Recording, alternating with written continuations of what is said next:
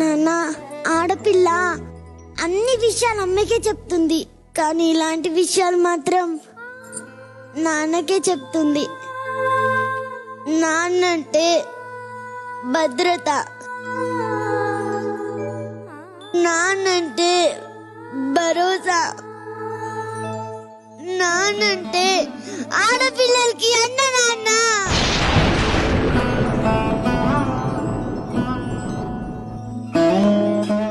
ఆ కుర్రలను ఏడిపించినప్పుడు ఇక్కడే ఉన్నారా, మా నాన్న తీసుకొస్తా అంటే మళ్ళీ ఒక్కడే నా నోరిప్పేవాడా, నా వైపు చూసేవాడా? కానీ నువ్వు అప్పుడు లేవు నాన్న, నీ అన్న నాకు లేదు నాన్న.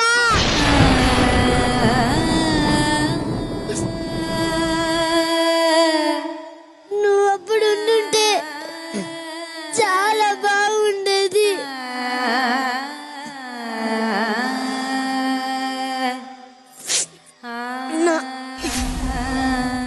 అయ్యో నాన్న, నువ్వెందుకు ఏడుస్తున్నావు?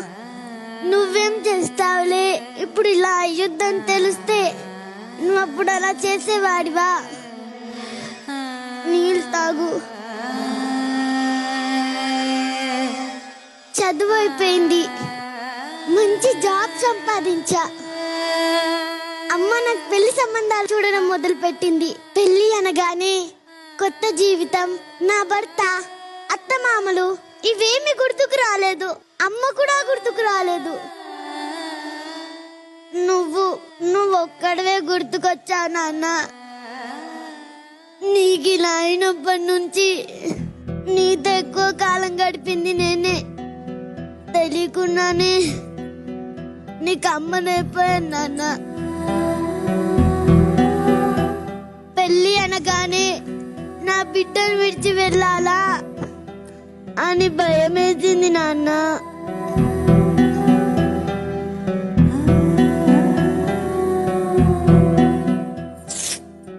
నాన్న, నువ్వేమనుకున్నా సరే ఈరోజు నీతో ఒక విషయం చెప్తాను.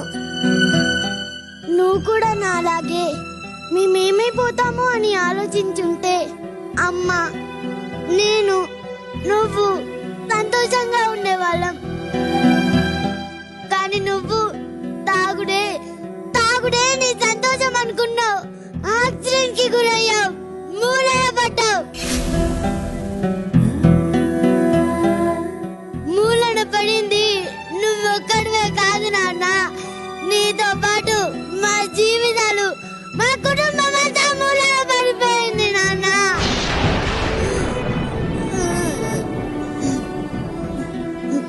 ఇవన్నీ ఇప్పుడు నీతో ఎందుకు చెప్తున్నానో తెలుసా నాన్న?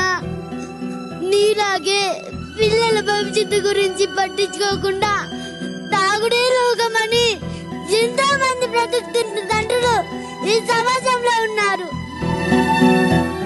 వారికి కనువిప్పు కలుగుతుందేమో, మారుతారేమో అనే చిన్న ఆశ, తాపత్రయం, అంతే. నాన్న, నువ్వు ఎక్కడున్నా